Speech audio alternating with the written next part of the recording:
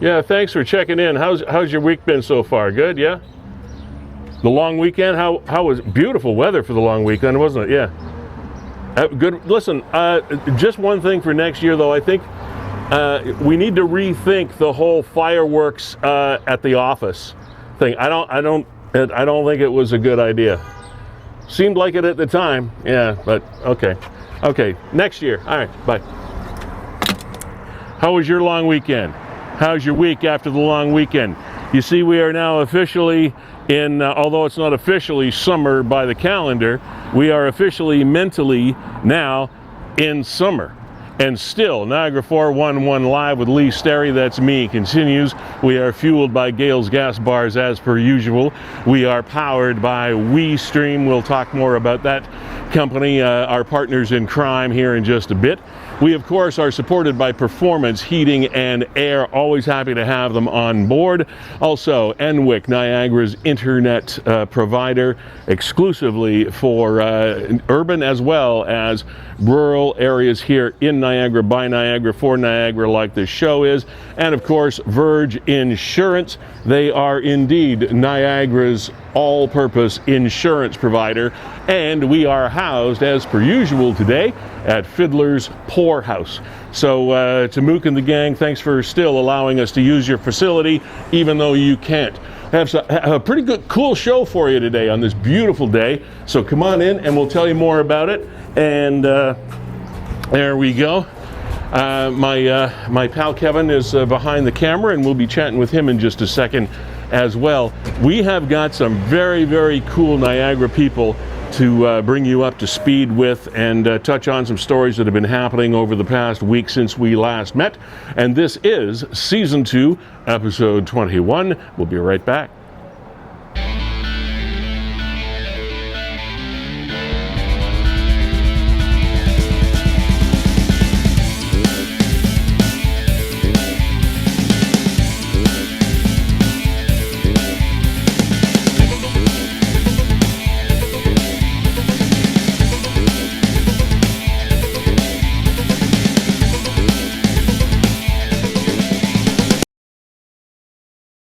Hello, and again, welcome to the show, episode 21. That lovely young lady you see on the right side of your screen is going to be on the program as our first guest of the show. Her name is Jasmine Jasudavicius, and that's a name. She's from St. Catharines. Born, bred, currently lives in the Garden City as well. And she is, as you might have guessed by her attire in that picture, a rather accomplished mixed martial arts fighter and competitor, combatant, whatever noun you want to use to describe what it is she does. She is a rising star in that sport and has been pretty accomplished up. I think she's, I think Kevin said when we were chatting earlier that she, that's a, boy, oh boy, you know, you got to think twice before you want to see your daughter in that position. But anyway, very accomplished fighter in that world. She's, I think she'll correct me if I'm wrong, record currently of like 5-1 or some such thing in the division in which she competes. And as I mentioned, a rising star in this sport and representing Niagara well as well.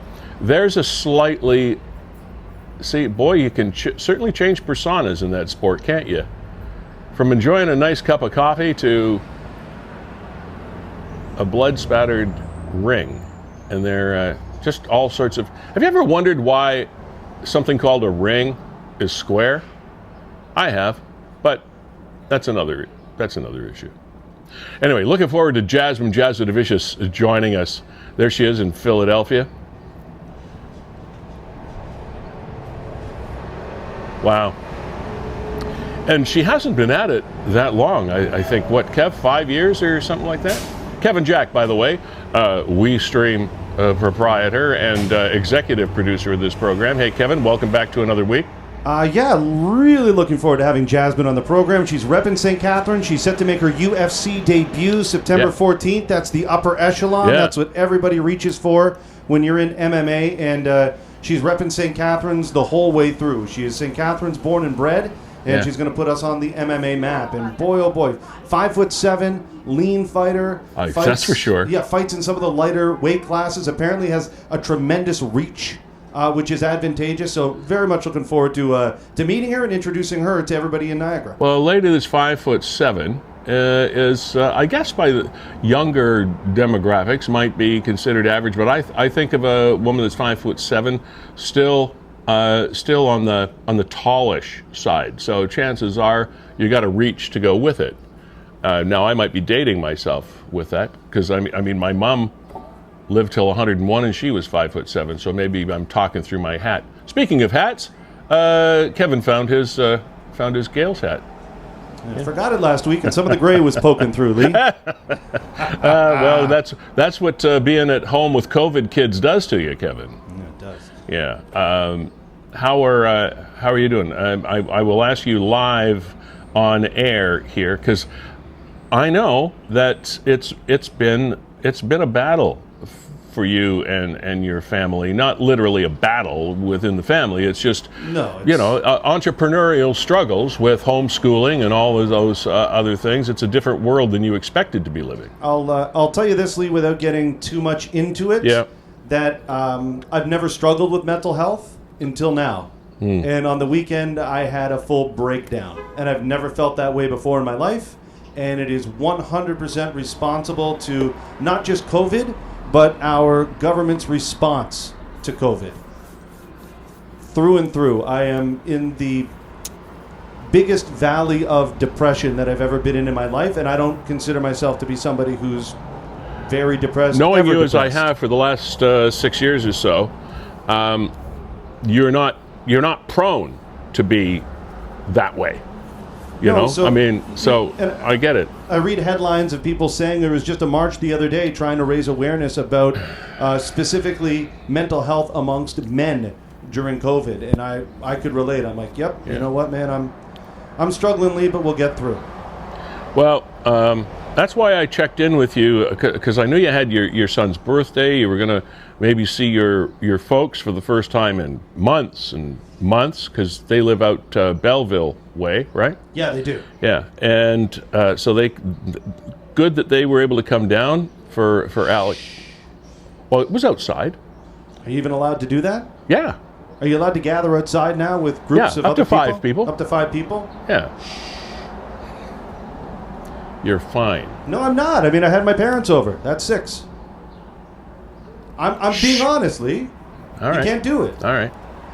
Thank you very much, government. Yeah. Well, you get the point. Anyway. Let's get back to Jasmine here. There's something more interesting to talk about.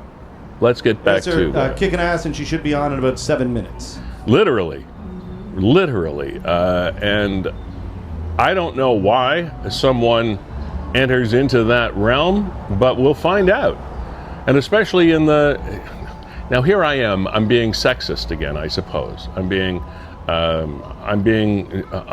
unequitable in my comments. That it's a brutal sport. There's no other way around it. It's a physical journey that not a lot of people have the stones to do, and or the commitment to the training and the skills, and let alone the ability to take a punch and bleed without it bothering you. And it's just one of those things that you wonder why women would want to do that, because most men don't give as much of a hoot about their appearance as females do. I think that's fair. I think that's a fair statement. I don't think I'm being sexist on that. I think it's fair. So. You're not going to have to issue a Ron McLean apology or anything, are you? No. Anyway, those are the kinds of questions and other things. And if you have something you want me to ask Jasmine when she comes on, just send us a note and we'll do that. Speaking... Lee, so I was going to bully my way on here, and there you go. There's Alex. I forgot to wish him a happy birthday. Yeah. He turned 6 on Friday. And I'm going to mention now that birthdays or whatever, we haven't mentioned that the show is 100% wide open. If anybody wants to come on the program, the Zoom link is right there in the description of the post. Just click on it, and we'll throw you on. If you want to wish somebody a happy birthday, you want to promote your event that's coming up, You want to rant and rave about COVID? Whatever. We'll talk to anybody. And one of the things that happens on a regular basis as well, and I understand it because we're a relatively new media medium, is we'll get comments after a show or over the week between shows to say, well, what are you talking to or promoting that guy for, or that story, or that group, or like, what are you talking to them for? Well, we'll talk to you if you want to contact us. Don't necessarily wait for us to contact you, because we might not know you are there. But if you let us know you're there by clicking in and coming on, we're not going to kick you off. We are live every week. It's not canned. It's not pre-recorded and played back. It is. We do play back the episodes when they're over, but while they are going on, it's open season. So if you're wondering, hey, what are you talking to that guy for? I could do that. Well, come on. All you got to do is come on and click in the link, as Kevin said, and we are here. Kevin's in shorts today. You notice that I'm in shorts weather. I'm conditioned to that, especially since I lived out on the West Coast for a while, out in the Okanagan Valley in the desert in BC, is the fact that as of the May 24th, or the May long weekend, shorts were the daily attire, pretty much for the next 4 months or so. So it's just something I got used to. And so the shorts came out and the ties went away. As a matter of fact, where I lived in Penticton, British Columbia, if you were wearing a tie after the May long weekend, someone would cut it off. Someone would walk up to you with a pair of scissors and cut it off. It's just, it was a tradition. So I learned long ago that's and it's comfortable. It's a cooler day than we have had. We've had some hot days. It's going to get cold tomorrow. Going to get cold tomorrow. It's supposed to be wet tomorrow. And of course, you know why? Because that's my first golf game of the season.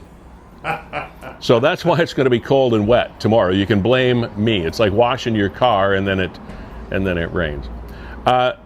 Another young lady we have coming up on the program today, her name is Karleigh Mundy. This is a story that has really taken a root here in Niagara, all across Niagara media and law enforcement as well. You may have read the story or seen the story on social media, etc. on Niagara 411. It was actually first appeared on Niagara 411. By the way, also kudos to Nick again for partnering with us on content for this program. Nick and his contributors, of which you are probably one.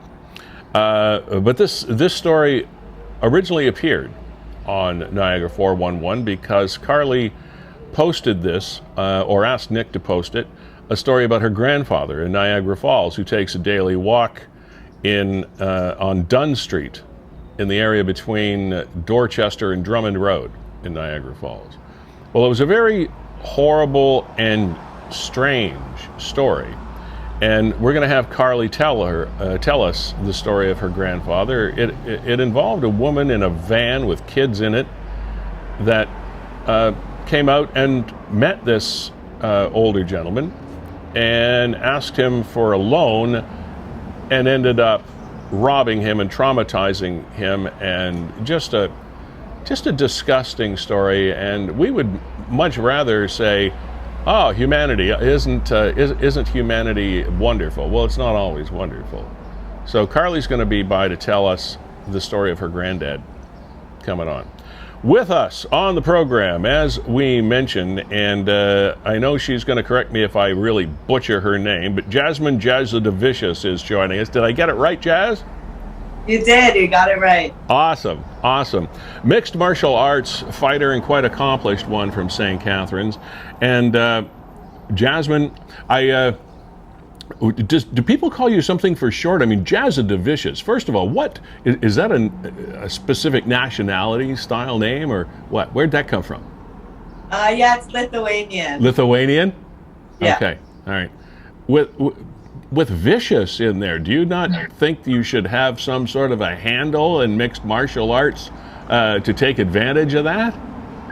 Yeah, actually, but like previously we had these shirts made up and it was like Jasudavicius, but It's pronounced like Jasudavicius, but it's always gets mispronounced the Jasudavicius. So I mean, I'm happy with it. So it's actually supposed to be Jasudavicius? Yes, yeah. All right. Well, that sounds more Lithuanian. Yeah. Right? Okay. So obviously the question to begin with is this, and I know you're probably tired of answering it, but I have to ask it.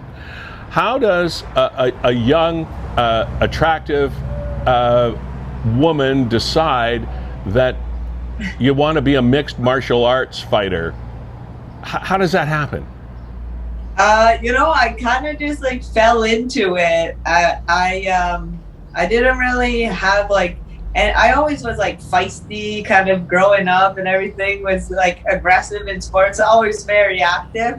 And once I kind of like discovered martial arts, I really like dove into it, and it was like once I started, I never looked back, because it's like the martial arts as a whole, it teaches you so much. Like martial arts is life is martial arts kind of thing, and then in addition, competing, and it's such a rush, so it just encompasses everything, and so I just love it. How I can understand getting the bug for something, but how did that bug hit you? How did you get introduced to it?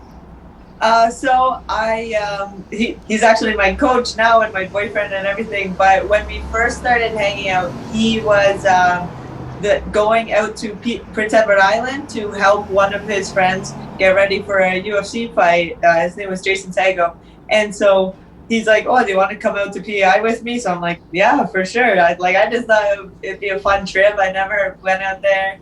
And then once we were there, then I would just watch them in the gym during the day, and I was like, this is actually really cool. And then one time they were sparring, and I was like, oh, this is really cool. And so after, I was like, hey, can I just like jump into the class?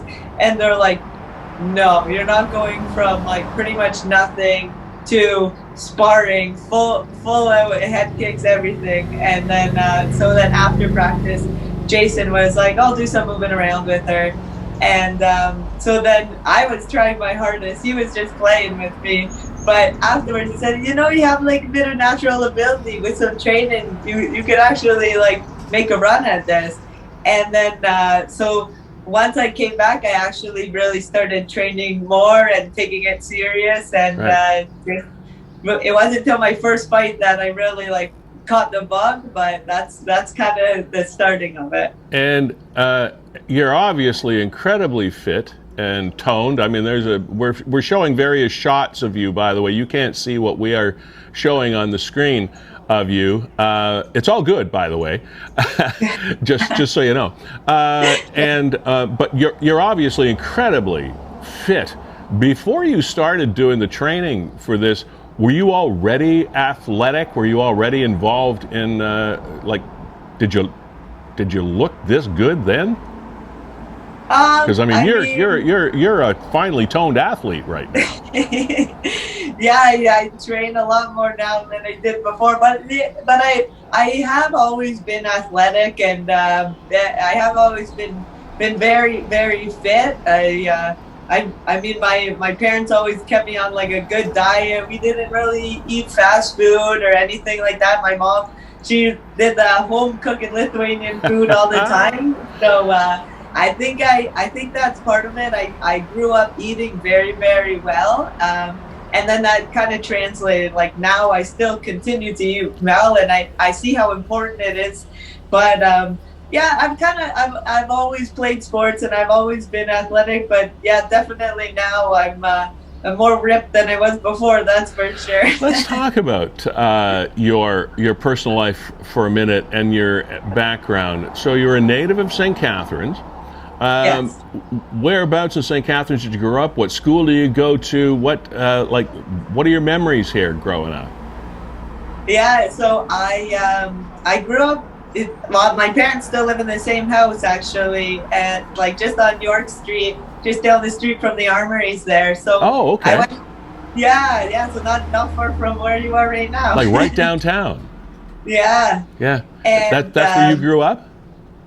not straight, not right downtown, but like pretty close, like York and Elizabeth area. Okay. And so I went to Memorial School, and then to Queen Mary, and then Collegiate, and then after that I went to Niagara College in Welland, and then in Kitchener I went to Conestoga as well. What did you study? I did advanced police studies. I wanted to be a cop before I found fighting. Well, God help the criminals if you'd become a cop. Yeah. But it's funny, I'll sometimes I go back to collegiate and I'll run the track and everything.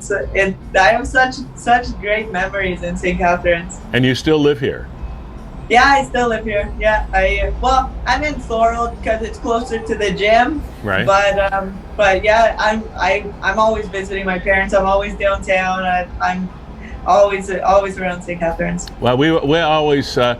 When I originally grew up in Niagara Falls, and then my wife and I moved to St. Catharines, and we sort of always referred to Thorold, with apologies to Thorold, of extremely South St. Catharines. Yeah. Yeah. Okay, so now let's talk about your career. You have, was I correct in saying off the top of the show that you have a record currently of 5-1? Is that correct? That's right, yes. All right. So now, in what division or at what level are you currently competing? Can you explain to us how that works? Yeah, so right now, my next upcoming fight will be for Dana White Contender Series. So that's like almost like an interview fight for the UFC. Prior to that, it was like my professional career. So, so first it starts off your amateur career, and amateur is like almost, you think of it like high school. When you're in it, it's the most important thing in the world, and you're so nervous and everything. But once you go to pro, you realize that your amateur career was nothing. You know. Okay. So I had 4 fights in my amateur career, and all my fights were in the States for amateur. In Ontario, it's really hard. I don't think they even do amateur fights really in Ontario. Yeah. So all of my fights were most of them in Rochester, and then for pro, it was almost all in the States, other than I had one fight in Niagara Falls at the Scotiabank Center with an organization called BTC. So they're out of like Oakville, Burlington. So I fought with them. That was awesome because I got to fight in front of my hometown, and it was such a crazy experience. So what was your amateur record? My amateur record was 4-0. Awesome. Yeah. We've been showing some footage of your fights while we've been chatting. In the other part of the screen, you haven't been able to see that, and obviously this is something that takes a toll on someone's physicality. I mean, you got to stay in shape to be able to take the kind of punishing blows that you take.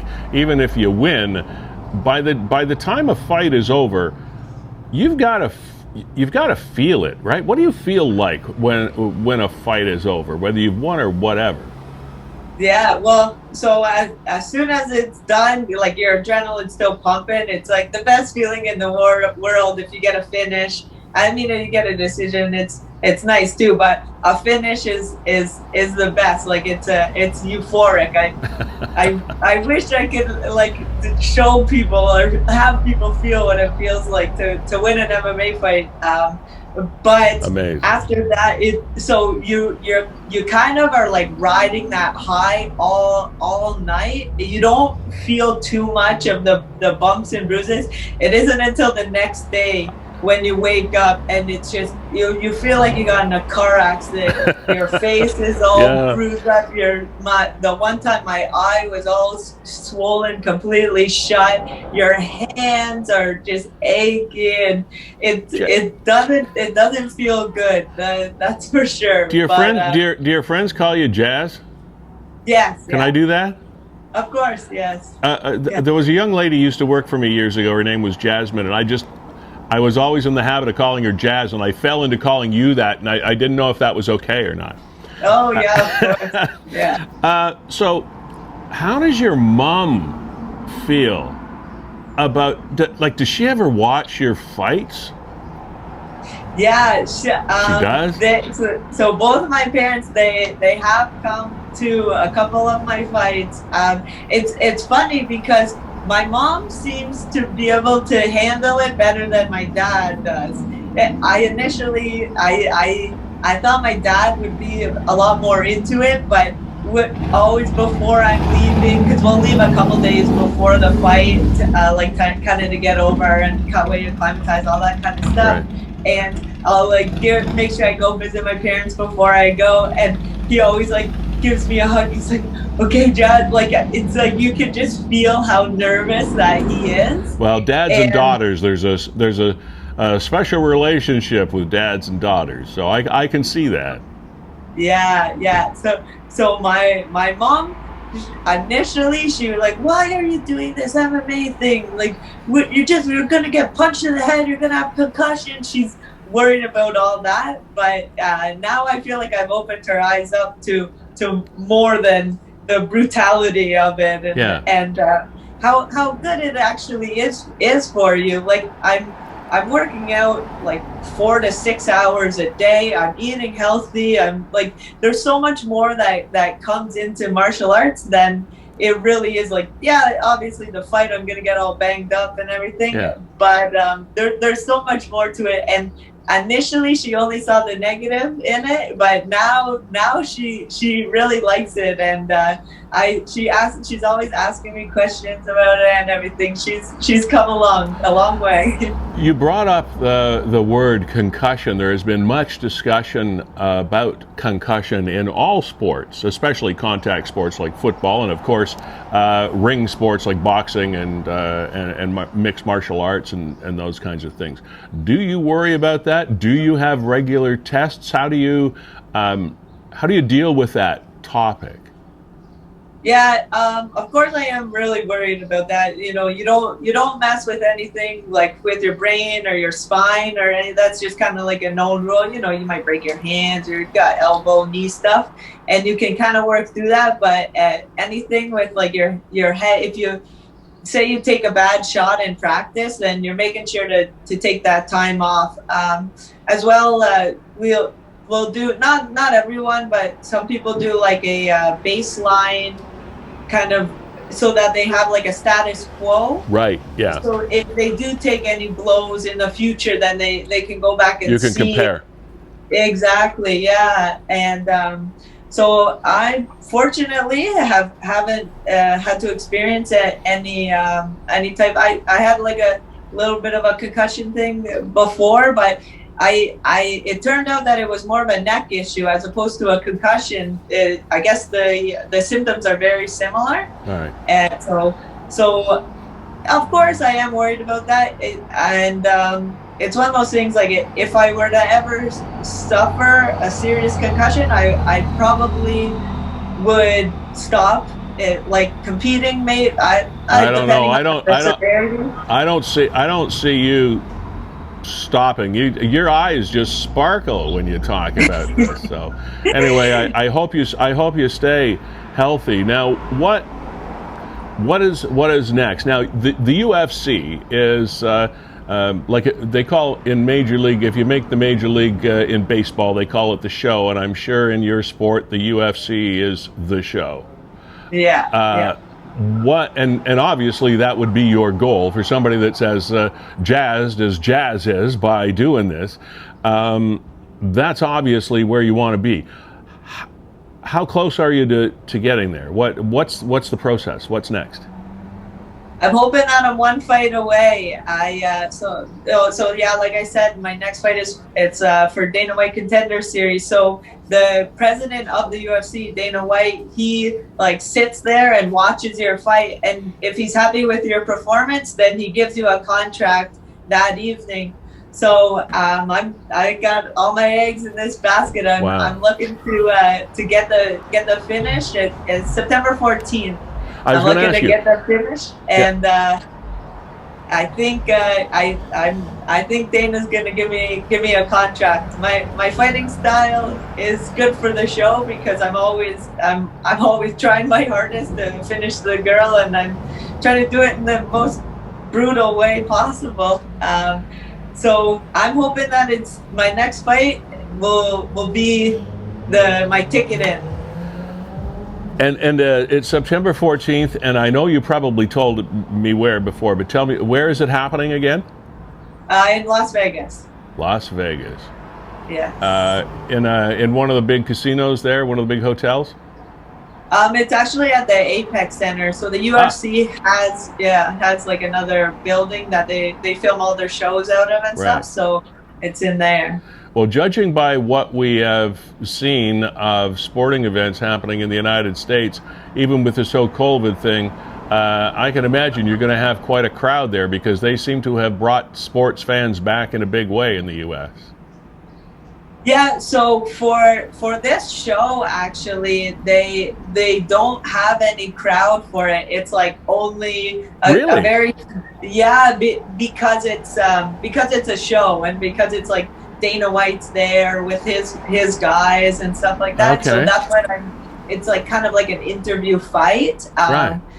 But I'm fortunate enough that I have competed before in a fight that there was no fans, and it's definitely different. I like fighting in front of fans so much more. It's so much better. You feel their energy, and it's different. It's definitely different. But it would be, because I mean this is one of those sports that just, I mean, you would feed off the raw energy, that electricity that's in the room. And okay, so one last question: will we be able to watch it? I'm assuming, since it's a show, that it'll be televised somehow. Yes, it will. It is televised. I think it might be TSN. I don't quote me on it. I'll have to double check. Okay, well, keep us posted, will you? But yeah, Tuesday. It's called Tuesday Night Dana White Contender Series. All right. So September 14th. We will watch for you. Jasmine Jasudavicius, or Jasudavicius, as your opponents would call you. Happy to have you in Niagara, and I just feel so happy to see somebody so, pardon the pun, jazzed about what they're doing. So all the best. Hopefully we see you at the show in the near future. Yes, thank you so much. Take care. Okay, bye. Bye. Wow, it's isn't it amazing, Kevin, to see somebody that is just so absolutely thrilled with what they do? I'm amazed by looking at the genteel woman that is being interviewed by you, juxtaposed to that beast that I'm seeing in the ring. And I'm sure most of the people watching this were thinking exactly the same thing. Like I was thinking that as well. Like, holy cow! Don't get on her wrong side. No. And she's good.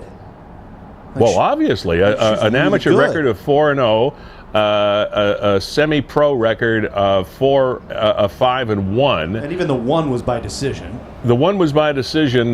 We didn't have a chance to talk to her about that, but she still thinks she won that fight. So in her mind, she's 6-0. Wow, isn't that amazing? All right, this is season 2, episode 21 of Niagara 411 Live with Lee Sterry. That's me, Kevin Jack, and the other corner of your screen, of course, the executive producer of the show and premier founder, along with Brendan Scram, of WeeStreem, Canada's premier live streaming company. And Kevin, you did another nice looking wedding over the weekend. Yeah, I did. Let's see if I can pull that up. Was it over at Hernders? We're at Hernder Estate Wines. Yeah. And live streaming is becoming more and more popular amongst weddings. And I'm telling you that WeeStream does it like no other. We're a professional live streaming company. We know exactly what's going on. So, you're only 10 people. 10 people maximum. So how do you share your union with everybody else? Well, you bring WeeStream on board. And here, let's just got a buying time here, Lee. Oh, that's okay. So I'll throw it up. And just so you know, we do have somebody in the green room here. We'll get to him in just a second. Looks like he's here to talk Leafs Habs, just judging by his look. Okay. But like we said, the show is open to anybody at any at time. all about anything, yeah. So if anybody wants to come on the show, but here you go, Lee. I'll throw us on the screen here. Sure. So here you go. Here we are up at Herndon. So there you are. They're outside. And of course, it is live streaming, so all of their invitees are actually witnessing this ceremony as if they were live in person on the grounds. And so everybody is actually enjoying and joining their experience with them in real time as it happens. It's not like a one-camera video that they send you by email after the fact. I mean, this is the real deal. Wanted to make sure people know too. As we move around here, you see multiple camera angles, professional audio. We really capture it quite well. Like I said, we're unparalleled in the industry, and this show is kind of testament to that. And there you see the names. Congratulations to Julie and Brian. They're Niagara residents. There you go. We're capturing the official signing, right? Making the whole thing official by the government of Ontario. Yeah, so if you're interested in talking to Kevin and Brandon about what it is they do and how they might be able to live stream your event, whatever that event might be they meetings or some sort of interactive conference call, whatever it happens to be, just send them a note on this stream. Just put a comment out there, and we'll find you. And we'll find you. Okay, Lee. Without further ado, want to introduce you to Todd, who's joining us on the show. Yo, Todd. Hi, Lee. Nice to meet you. Nice to meet you too, my friend. Game 5 coming up tonight. I'm assuming by your environment there that you're ready to go.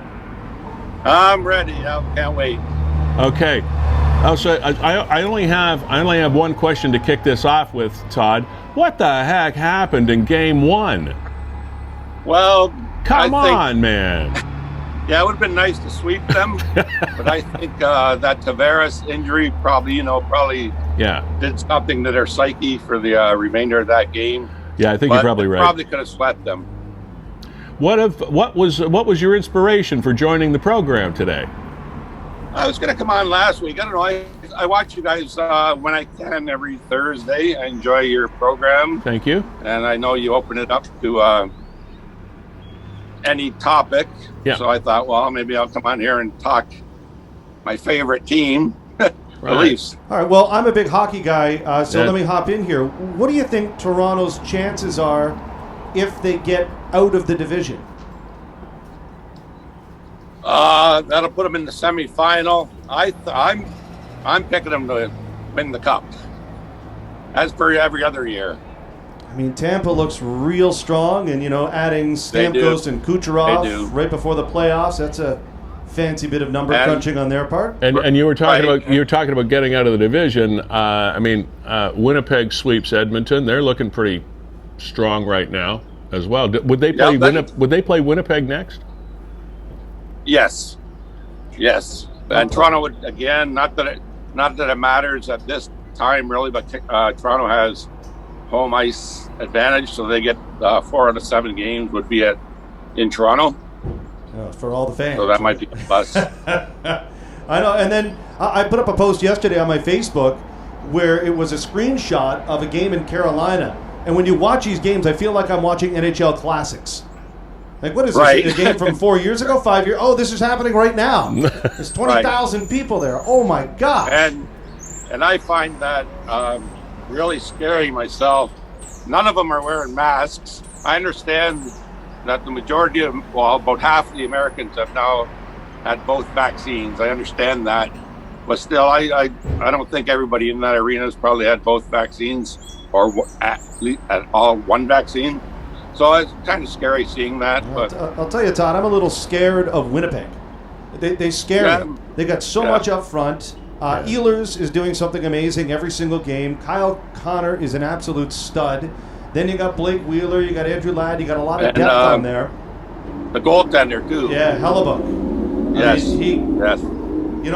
Hey, if we get through Price, maybe we can get through Hellebuck. But man, the only thing that I have to go on is basically Toronto's handled Winnipeg quite well through the regular season. So Yes. Well, Yeah. they've been the best. They've been the best team for the all year, right? What do you got back there? Looks like that's a Sundin over your right shoulder. What do you got on right now? It is. I just got a plain white Leaf jersey, but I have lots of blue and white surrounding It me. looks like you're in your outdoor man cave type thing there. I am. Do you have a TV there as well? I know. Well, I have a TV in my backyard, Okay.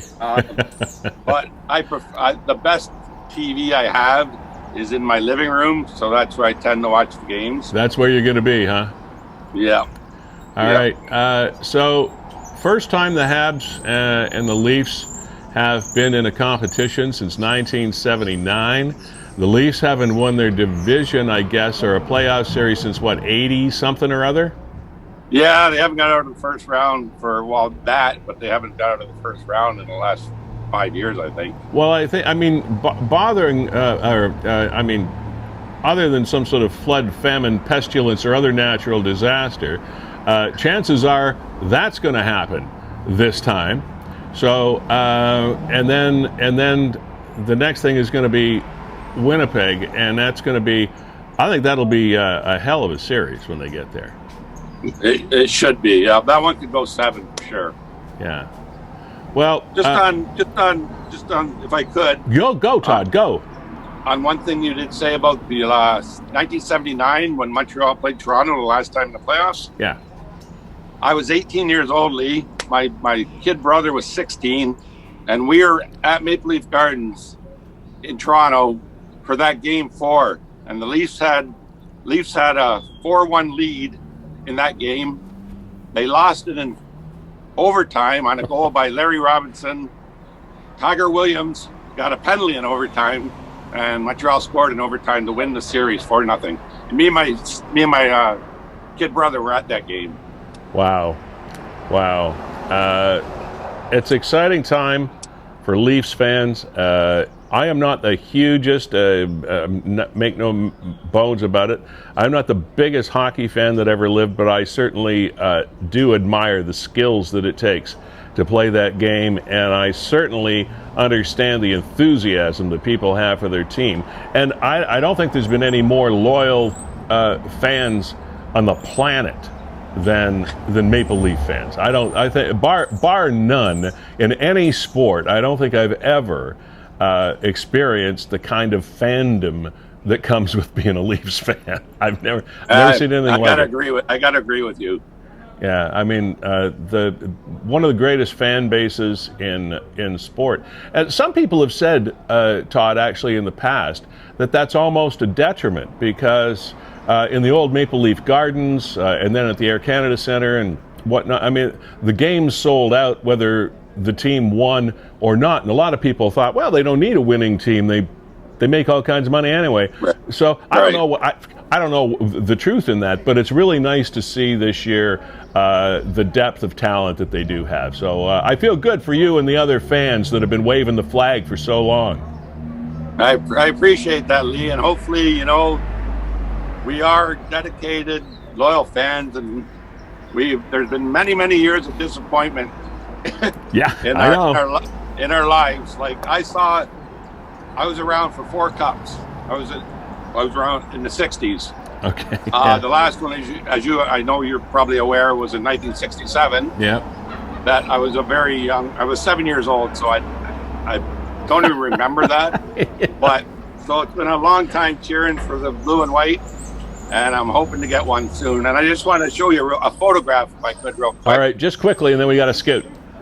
This one here is is me and my son. This is at the Air Canada Centre. My son, who is now 25 years old, is a Montreal Canadian fan. We've been to many games. We've been to Montreal a couple times. We've been to Toronto lots of times. So we're I got a leg up on him right now. All right, and you still think of him as your son? Well, that's another story. COVID's kind of throwing a wrench in that. Can I say one more thing? Quickly. Just to Kevin. Kevin, I hope you're feeling better. Coming from somebody who's dealt with mental health for most of my adult life, I was sad to hear about your struggle there. but if you need to get help, buddy, and everything will be okay. I really appreciate that, Todd. Thank you, Todd. Thank you very much. I'm feeling good today, but I've never felt worse than I did on Sunday. I'll be honest. Yeah, it's no fun. Thanks, Todd. Good luck tonight. Good luck tonight. Thank you. All right. Thanks for having me on. You're welcome. Thanks for checking in. Okay. Take care. And that's how easy it is to just click in. Kevin, would we have Karleigh? Yeah, we do. We're just going to. I'm going to do some stuff behind the scenes, and it gives us a chance to check out this photo that Nick shared this morning on Niagara 411. Yesterday, we had quite a weather pattern roll Some through. beautiful photos were posted and submitted by Niagara 411 contributors, and just scroll that one up a little bit, Kev, if you don't mind.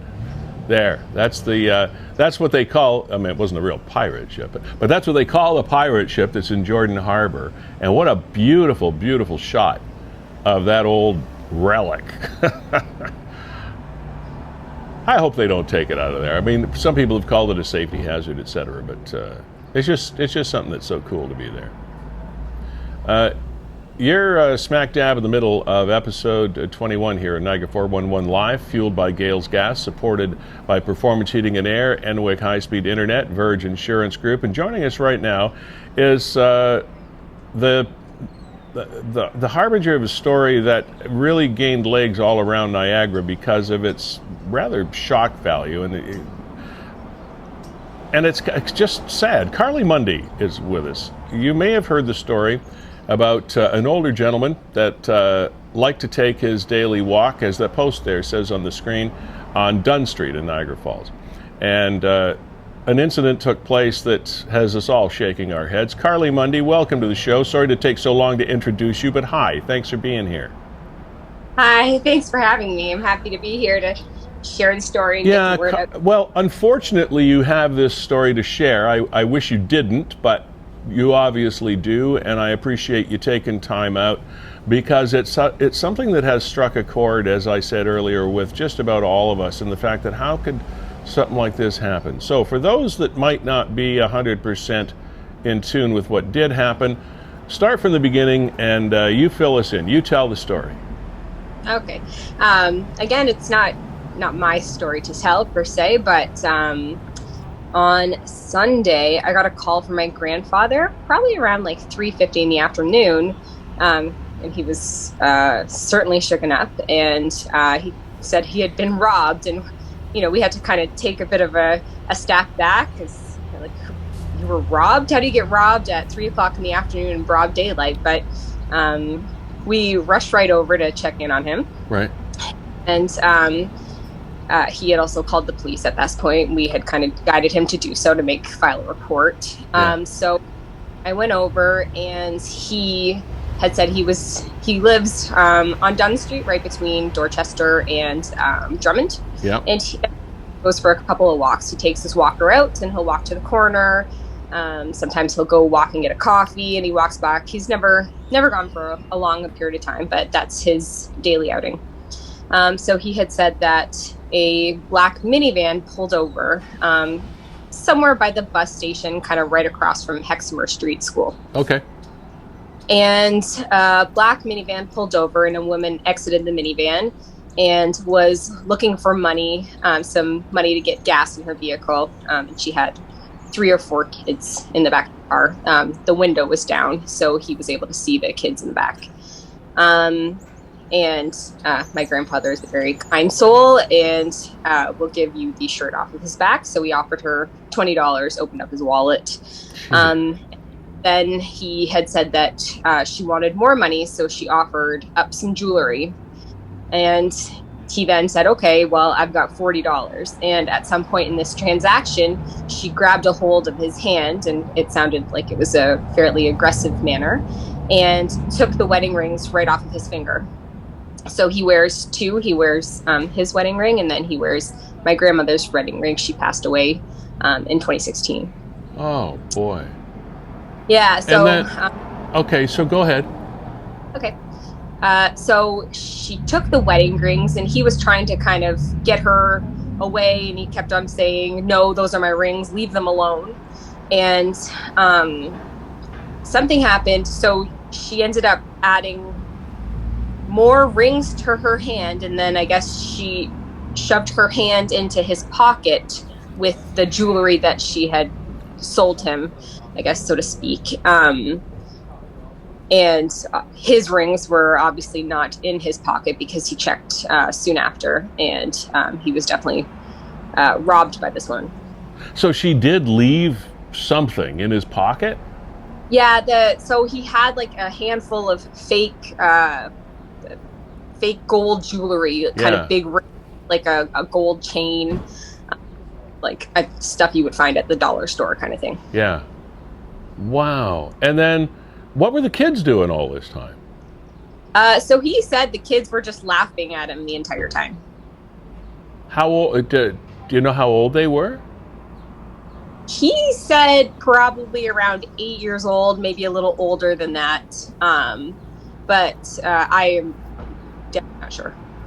Well, you can't see it right at the moment, Karleigh, but we just have a shot of your grandpa on the air right now, done by a TV station, and just so that people could meet him in person. So he's on the screen right now for everybody that's watching the program. How is he doing now? Is he all right? He was not physically injured during the incident. He's overwhelmed by the response from the community. It's been, to be honest, I never in a million years it would have received the traction that it did, and I'm very thankful that we were able to spread the story, because from what I've heard, it sounds like these people have been around for a while, right, doing the same kind of thing. It's just unfortunate that, he took the time to say yes and wanted to help them out, so he was unfortunately a victim of their scam. I think he's definitely afraid to leave his apartment. My other family members have kind of told him to just do his walks in the little parking lot and not go on to Dunn Street.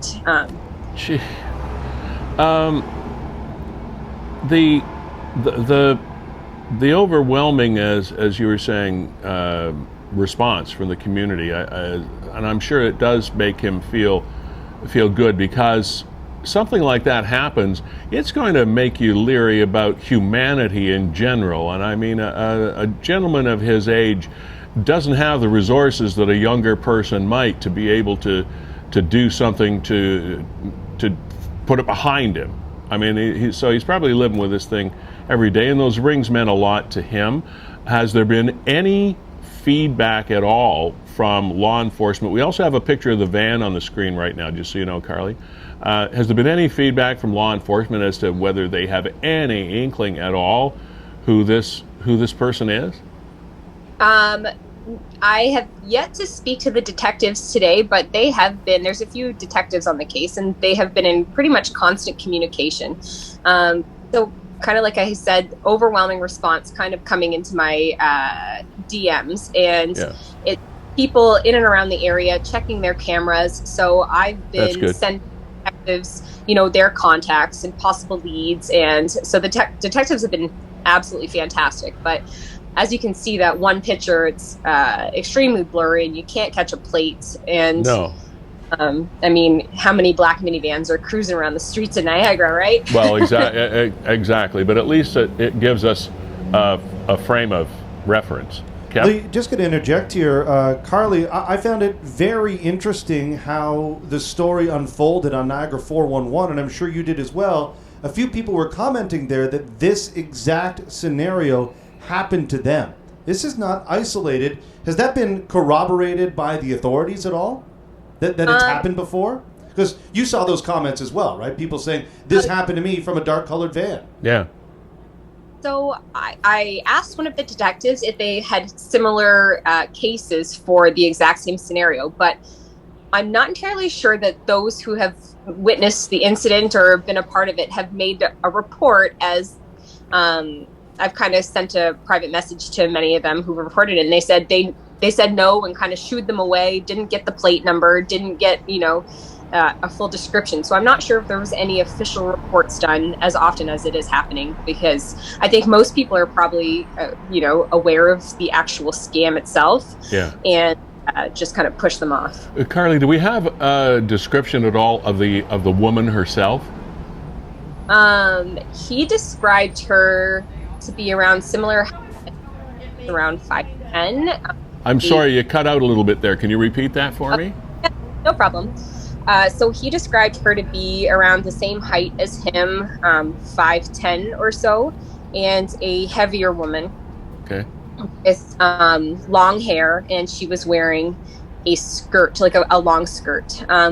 The skin that he described, it was I don't know if light brown would be the best way to describe it. Okay. To be honest, I didn't see her to make that description myself.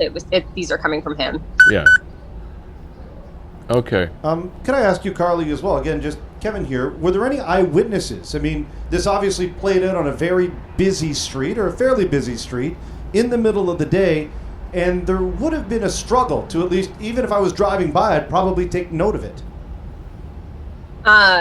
Nobody has come forward so far as an eyewitness to me, but that doesn't necessarily mean that they've reported anything to the detective. I'm not entirely sure. Yeah. Okay. Well, Karleigh, I hope you will keep us posted, and thank you for putting this up and getting it posted on Niagara 411, because as you can see, our Niagara 411 and Niagara 411 Live community is more than ready, willing, and able to help people in your grandfather's situation. And kudos to you for taking up the charge, and thanks for coming on and telling us the story. I get a sense this is going to be resolved. I just hope he gets his coveted possessions and heirlooms back. I mean, that's, yes, you know. That's the goal, and just put the word of mouth out there so it doesn't happen to anybody else's vulnerable family members that are out doing this. Give your grandpa our best, and good luck with everything. Thanks for coming on. Okay, thank you for sharing the story. My pleasure. Bye. Bye. Yeah, you too. Bye. Sheesh. Well, there's good and bad and the ugly out there every day, isn't there, Kevin? That one blew me away when I read it on. I know. Me as well. How do you do that? The gall. Yeah, like how do you do that? And there have been, actually on Niagara 411 over the week as well, there have been so many stories of things that have been stolen. There was a flower thief that we saw, but and other things as well. There was a stolen trailer, and I guess things get stolen all the time. But one of the things that I'll never be able to understand is how people who are thieves, how they can ignore the impact that their actions have on other people. There's the trailer I was talking about, stolen from Niagara-on-the-Lake from Ed Ween's Automotive. And I'm surprised they didn't take that classic car along with it, but somebody obviously wanted the trailer. And so that's the trailer that was stolen. Easier to steal a trailer, I suppose, than a car. But that's what we're looking for. And Kevin scrolled by it just a little while ago. There was a young man had his skateboard stolen. And this was in St. Catharines. Stolen from a parking lot. It belonged to a young man who had just received this as a special gift from someone very important to him, and is absolutely devastated. I mean, not all skateboards, a skateboard is a skateboard is a skateboard, but when it has a connection to someone close to you because it is special, it is special. And you steal someone's identity, you steal someone's emotions with something like that. It's not just taking a skateboard. You want a skateboard, we'll buy you a skateboard. But really, that's what thievery does. Thievery ruins people's lives, and it doesn't matter whether it's something that's worth $10 or $10,000. It's important to them for some reason or another. I remember many, many, many years ago, I was living in Thorold, as a matter of fact. This is back in the 70s. And I had a cheesy old electric lawnmower in the backyard. It was nothing special. I mean, I I'd have probably given it to you if you asked me for it. Because it wasn't new and it wasn't special. It was just a cheesy old, almost worn-out lawnmower, but it worked, so I used it. Somebody took it out of my backyard. Now, why the heck would somebody take that? For what possible reason would somebody want to do that? This time I'm living in British Columbia, and I was at a golf tournament. I won a really nice 18-speed bicycle. Not because I played well, just because I was lucky enough to win a draw. Had nothing to do with golf. So I took it home, put it in the fenced-in area in the back of the condo I was renting out there at the time. Somebody took it. I had it 24 hours, and it was gone. Like, how does this stuff happen? And it's not like, I don't think it's happening any more often than it ever did. We're just hearing more about it because of sites like Niagara 411, and the police are more active with posting these media releases and things like that. I just think we're hearing more about what's happening out there. And to you thieves, I don't care whether you're doing it for the dough or not. You know, it's just not. It's not right. You hurt people. All right. Hi, guys. Hi. How you doing?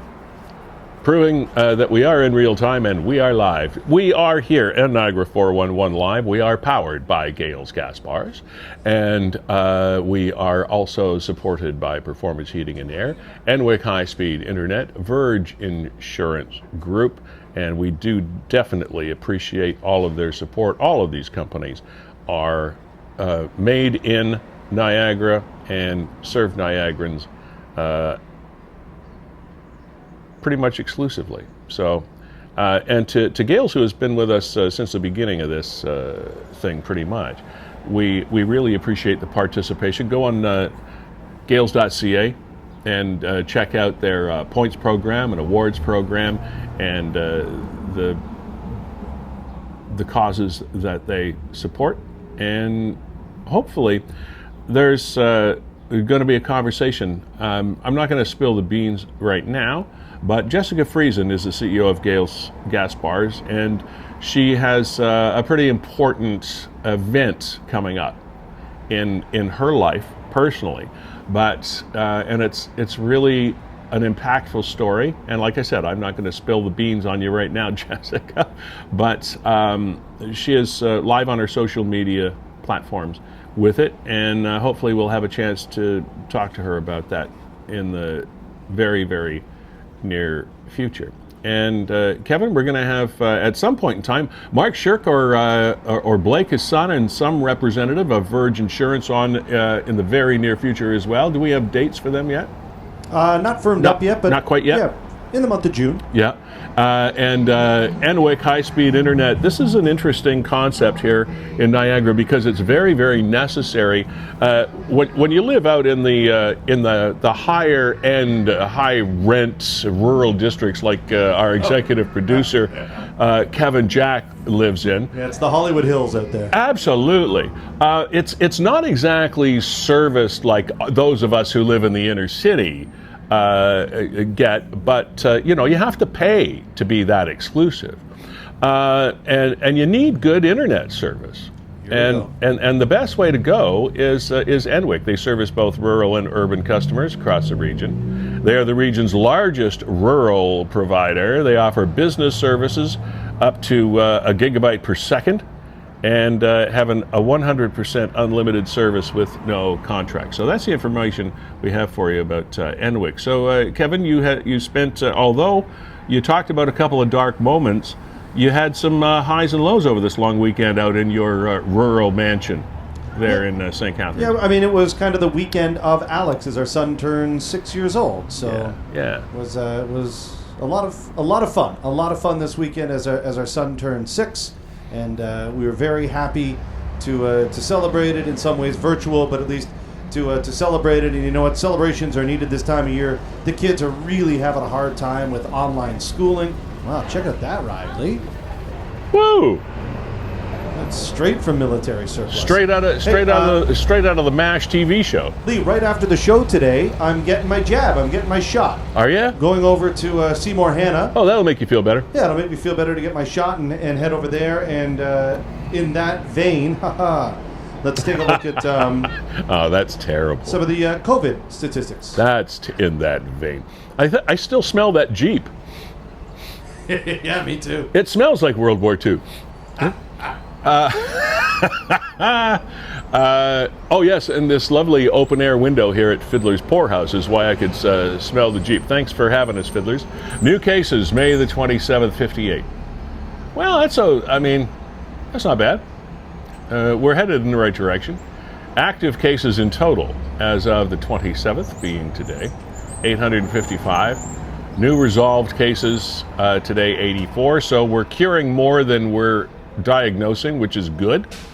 Number of cases in total. This is a number, Kevin, that I'm sorry, it always strikes me. I'll give you the number. There it is, 15,660 total number of cases. In the Niagara region, Kevin, which has a total population of approximately what? You probably have a number off the top of your head here. 440 is the number I always say. I was going to say almost 500,000. Right. I think we're around 440,000, but that's a guesstimate. And we've had a total of 15,000, well, I'll call it 16,000 cases. That's not a huge percentage. And yet it has affected businesses and our society in this region in an absolutely more than huge way. Years later, years after this, there will be, as you know, there will be an in-depth analysis. There will be books written, there will be studies written, there will be university courses designed around COVID-19. And there will be those things also designed and spoken of in specific regions like ours. And I think we are going to be headed for some pretty interesting conclusions when the dust finally settles and we're able to look back with some clarity on what took place. Because out of 500,000 people, 16,000 really is not what I would call a massive percentage. So how badly did we do? How did we overreact? Did we go too far with some things? Did we not go far enough? I'm not drawing any conclusions, but Kevin, 16,000 out of 500,000 is, and again, condolences to those people that passed and those families of people that passed away because of this thing, because it's not funny. I mean, it's not an easy conversation to have. But percentage-wise, strict percentage-wise, it still doesn't strike me as onerous somehow. Yeah, I can't relate. I'd sit here and say, here we are, May 27th, 2021. We're 15, 16 months into this thing. Yeah. And if you honestly have the opinion that the government has handled this well, you're not a critical thinker. You don't think for yourself. And I'm sorry, it's just... We're sitting here in an empty restaurant on a beautiful, sunny Thursday in May, after the unofficial beginning of summer. The long weekend in May has passed. And there's no cash being spent. There are no people having a burger. There are no employees here drawing somebody a draft of beer. There is nothing happening here that's moving our economy and our business people forward. It's all stalled. The wineries all around Niagara. I was speaking with my people that I've done tastings and such for over at Culinary in Niagara-on-the-Lake. It doesn't look like they will be able to, or any of the other wineries for that matter, will be able to do traditional style wine tastings until August, which is the third phase of the government's so-called 3-phase plan of reopening Ontario. Folks, this is a massive, massive impact on people's lives in our economy. The number of hairdressers, these people, for the most part, people that cut your hair, it doesn't matter what salon they're in, it doesn't matter whether they're in a high-end salon or someplace like First Choice Haircutters or whatever it is. These people are basically independent contractors. Hairstylists move around, as you know. They're kind of like hired guns. Have scissors, will travel. And nobody's making any money. Nobody is making a dime out of these places or those places, and I'm a flag-waving, law-abiding citizen. I don't easily break the laws. Okay, if that's the rules, I'll follow the rules. But I'm almost at the point where, to go to Kevin's point, if you're not critically thinking your way through this, there is a serious issue, and that's why I say after the fact, when the dust settles, we will have those analysis. Those analysis will be done by people a lot smarter than me. That will say, hey, if this were to happen again, if we were to deal with COVID-20, here's the blueprint for what you should do. Yeah, what's so idiotic as well, Lee, at this point is the constant flip-flopping, and now in the headlines is, should we put the kids back to school before the end of the school year? Like, are you kidding me? What? Yeah, I mean, June happens in 4 days. You've come this far, and for the sake of what, 2 weeks, 3 weeks of school, you're actually contemplating basically taking every family and jamming them together in the same room. As far as I'm concerned, you announce the school year over now. Just end it. You might as well start. So you'd be, I think, probably better mentally adjusted to this thing if you were just to start your kid's summer vacation now. I would be, because then I wouldn't have to be a babysitter. Yeah. Like, that's what I am right now, and that's part of the depression, is all of my life has built to this moment where I am now a glorified babysitter. I have to sit at home and oversee my child's education online, which doesn't really rest well with them. They're of the age where they need help, and every 2 weeks I ask the government for money, for a handout. Yeah. Do you know what that does to a man's psyche? When I've built a business, I've built a career. Yeah. I have goals and ambitions, and the government has neutered me, and I'm a glorified babysitter who may or may not have a thriving business when this is all done. Thank you very little. All the while, everybody making the decisions, everybody reporting the decisions, and everybody standing by the government's side saying, come on, people, haven't lost a dime. That's the truth. That's the cold, hard truth. Politicians saying, hey, come on, guys, why can't you just fall in line? Haven't lost a dime. People, office workers that are now working from home saying, come on, people, why can't you just stay at home? Haven't lost a dime. No. That's the truth. Yeah. Sorry, I'm a little worked up. No, and rightfully so. And if this is therapeutic for you, I don't blame you, because there are people out there that are even in a worse place than you, Kevin, because at least you have some sort. Think about it this way: you have an outlet. You've got your company, which is media based. And you're very good at the social media networking and what you do with the live stream, you and Brandon and your company, and you and I have this platform. At least we can have this outlet and share our feelings. Hopefully our feelings reflect the feelings of others that are watching, so that you know that somebody actually cares about what you're going through. And Kevin says it best, because he's on the to use an overused term, over the last 18 months or so, he's on the front lines as a parent of a young and husband in a young family that's trying to run their own business, and puts a lot of pressure on Kevin's wife as well. She works for a living, she's got a day job, and it's like, wow, how I feel for people in that situation. I am amongst, I have to admit, and I've said this before and I'll say it again, I can't identify all that well.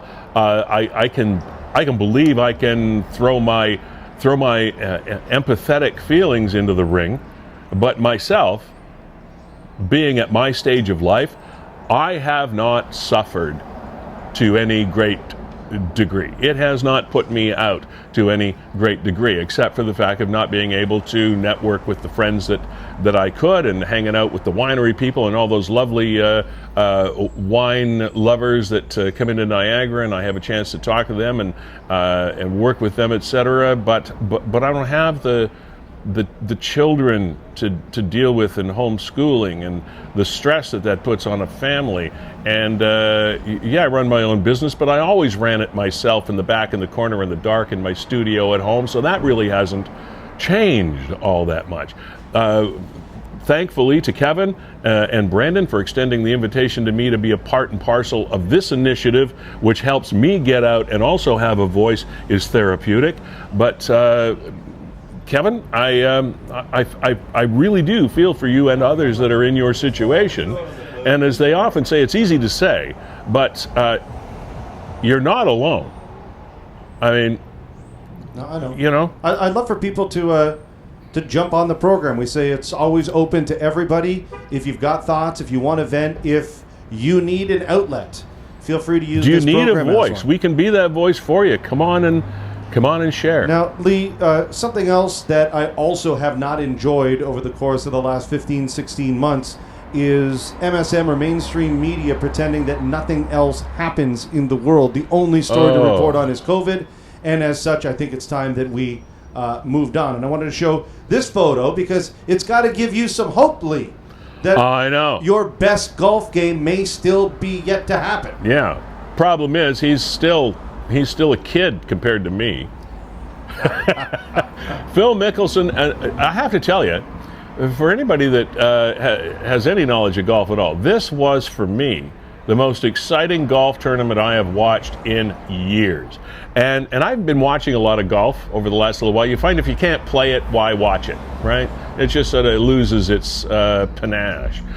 But this past weekend, watching the PGA Championship in South Carolina, Kiowa Island, and Phil Mickelson becomes the oldest professional golfer ever to win a major championship at age almost 51, 50 years and 11 months. And it was a fascinating golf tournament. And my friends, people were talking about the fact of, what are you so worried about opening golf courses for in Ontario? It's an elitist sport that nobody cares about. Well, it's not true. You should have seen the number of people throwing regular blue-collar, middle-class and such, throwing golf clubs in trunks of cars over the weekend when it became possible. You could hear trunks slamming all over my neighborhood. People going out there. And the crowds. Here's the other thing, Kevin, that I will not be able to reconcile. And somebody, I feel like Jim Carrey, somebody stop me. I have no idea how they rationalize what's happening here in Canada, and everything's locked down, and they're still fear-mongering this thing. And on Kiowa Island, South Carolina, there had to be 300,000 people in the area of that golf course. No masks, jammed up against each other. Even the golfers were surrounded heading up the 18th fairway on the final round of that tournament. It's like no scene you've ever seen, except maybe at a British Open, where they allow the fans on the 18th hole when the finalists are coming up to the final hole. But Kevin, the crowds, and they showed drone crowds and shots from the Goodyear blimp that was up there, and I'm sitting there and I'm watching this and I'm thinking to myself, and the commentators were even saying, they didn't even mention that there was anything wrong with it. They just said, isn't this nice to see? Isn't this great to see all the fans back? Well, yeah, kind of. But it was kind of creepy, too, because it was like nothing had happened. It leaves a lot of Canadians scratching our heads. Going, yeah, it was like, what? What's going on? Toronto Maple Leaf fans. Like, I don't know, I see people say, like, you know, they got 15,000 or whatever the number is at a Carolina game, but my kids can't play minor league hockey. New York Yankees, when they play in the Bronx at their new stadium, full of people. But we're not putting anybody in the Rogers in the Rogers Center. Hi, bud. How you doing?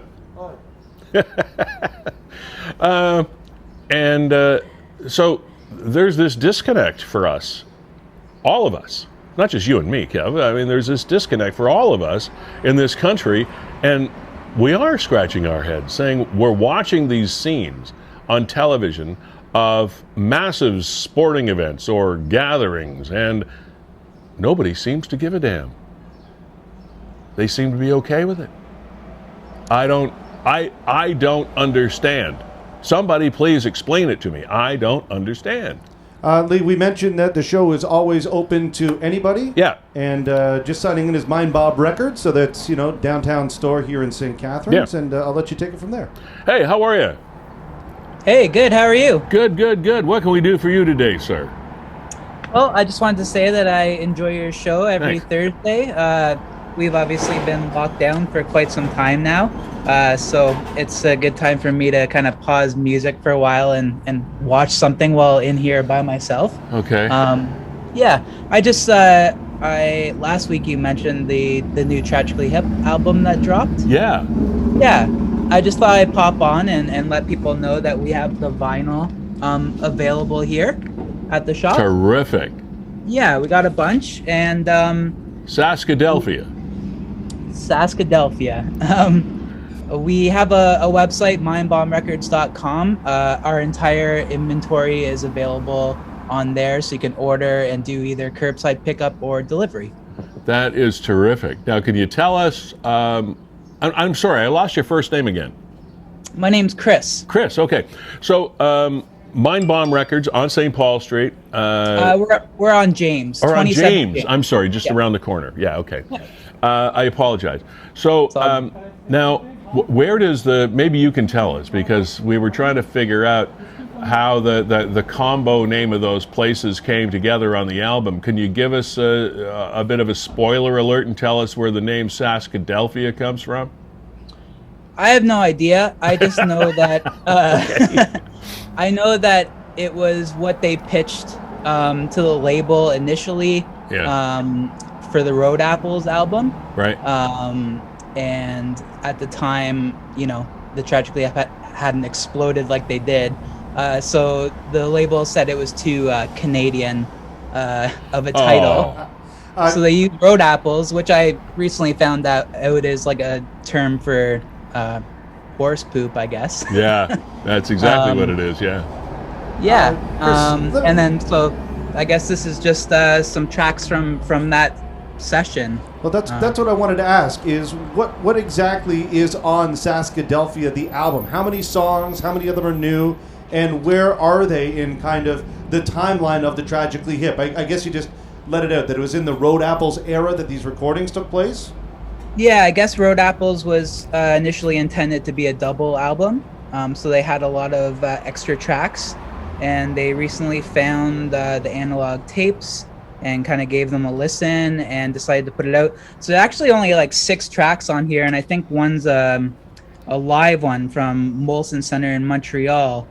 Yeah, but it's kind of neat. I mean, hopefully they go back and find even more tapes from other sessions and put stuff out too. Yeah, because it's sold really well. Like the day we got them in, we sold like almost 20 copies, which is pretty crazy for us. So all right, yeah, it's doing really well. I mean, it's the Tragically Hip, right? Exactly. Chris, thanks for clicking in, and this is exactly what we want Niagarans to do, is to help let us know what's going on with other Niagarans across the region, and hope you're up and running full speed as soon as possible, man. It's we know it's hard, and thanks for hanging in there with us. Thanks, man. Take care. Bye. Yep. That's cool. There's a little side story to that, by the way. Last week, we did play a trailer that was released by the record company to tease the dropping of that album. That's the cool talk now. That's what they call it. They don't release albums anymore. They drop them. I don't know why. But nevertheless, and we played this little clip. What was it, Kevin? 20, 30 seconds? That's all, yeah. Max, from the album. That and of course we post our show, just so that you know, you can find us on YouTube. Just go to Niagara _411 live on YouTube, and all of our episodes are there. We put them up every week. And on Twitter and everywhere else.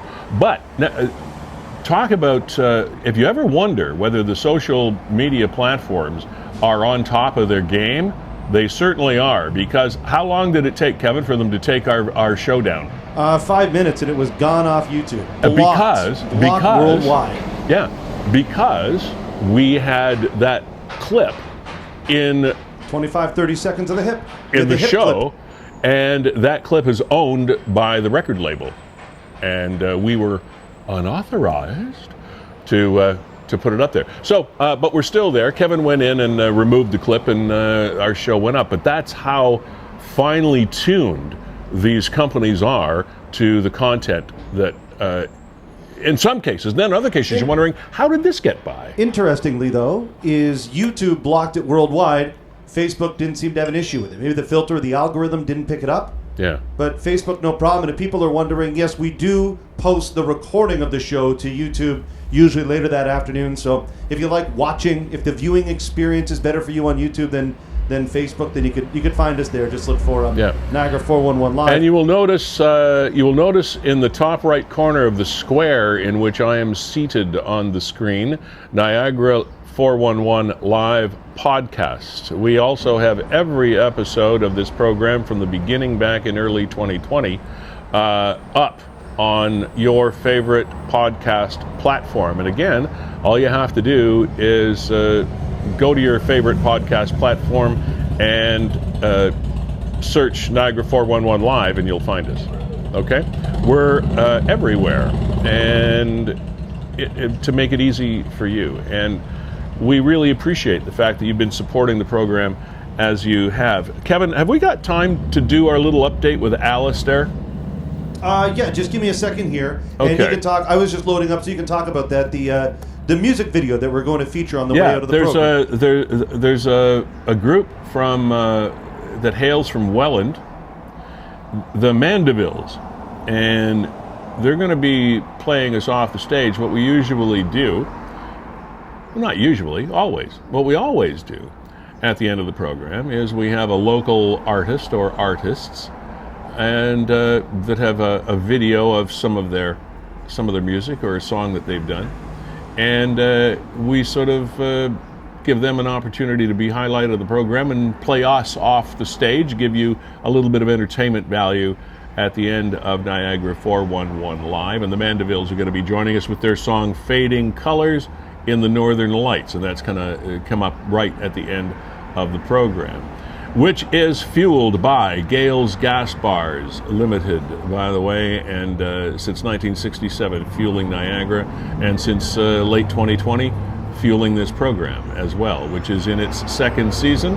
This is episode 21, and we're happy to have you here, supported by Performance Heating and Air, Enwick High Speed Internet, Verge Insurance Group, and of course powered by and executively produced by WeeStream Niagara, Canada's premier live streaming company.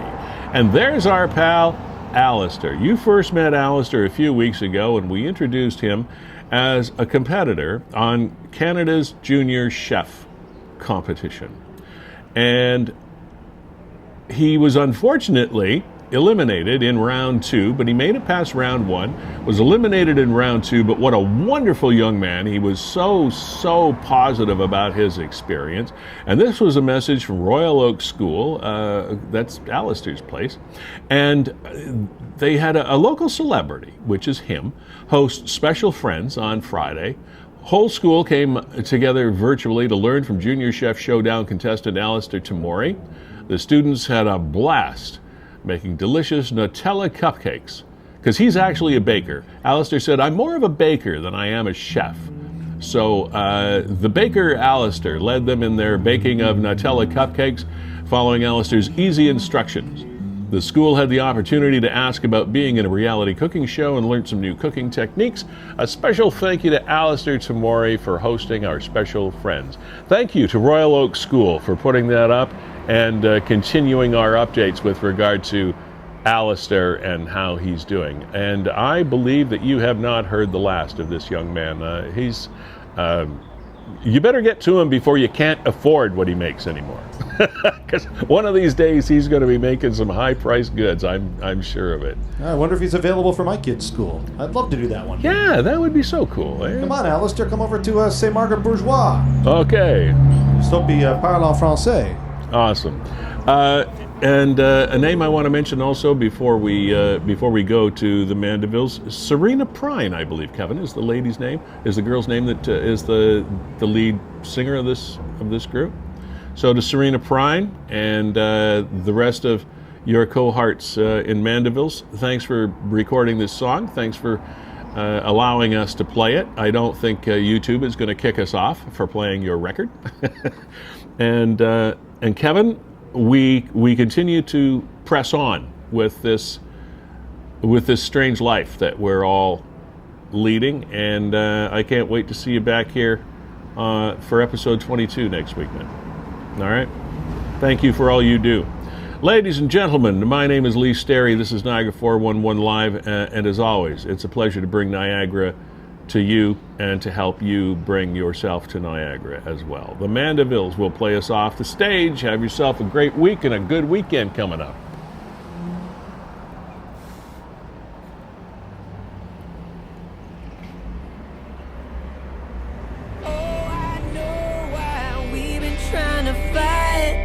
To find some meaning in anything tonight. Don't I know my baby like a knife? I feel like fading colors in the northern lights. Yeah, the northern lights. Oh, the northern lights.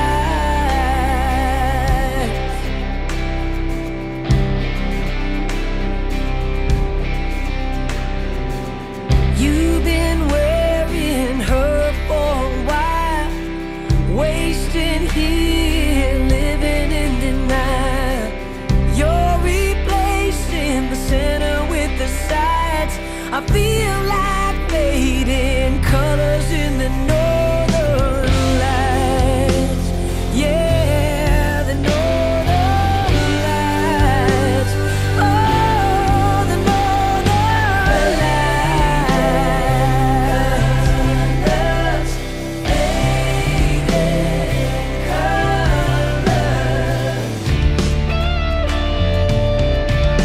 There's no price for talking.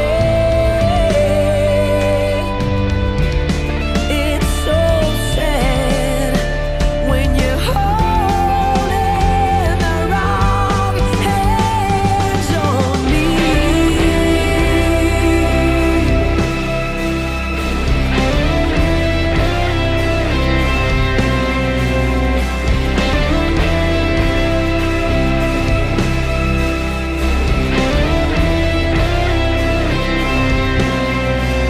Here we are, waiting in the bleeds. You're so close to being free. Won't I go by beautiful tonight? I feel like changing colors in the north.